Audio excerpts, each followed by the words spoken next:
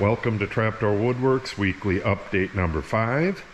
As you can probably guess from the total disarray out here, a whole lot has gone on this last week.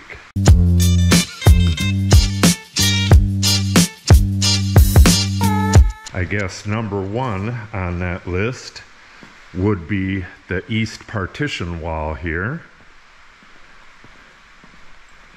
Got her anchored down real well, and it's temporarily attached at the top. The other half of that's going to go on this week. Still got the plumb bob attached, and it's dead plumb on this end here. Pretty cool. This foam right here is actually going to go on this face. That's going to be really interesting. The next big thing I got done was insulating this bay on the east wall here and getting all of these girts in. This wall is almost done. I do have to put a pass-through for the mini split and finish up this thimble through the wall. Both of those are going to be really interesting, so you should stop back and watch those.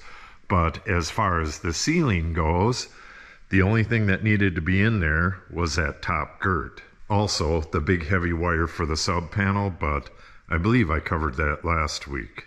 And the final thing I got done this week was clear out this side of the shop, and I got the ceiling joists on this side done.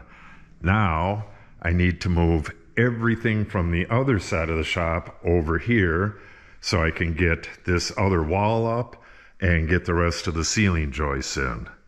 So, to sign off on this video, I'm gonna do a before and after. This is the east side of the shop now, and holy moly, this is the west side of the shop. I basically have to invert this. Got stuff all over the place. Got stuff there, there, and all through here. Bada bing, bada boom. Nice and clean.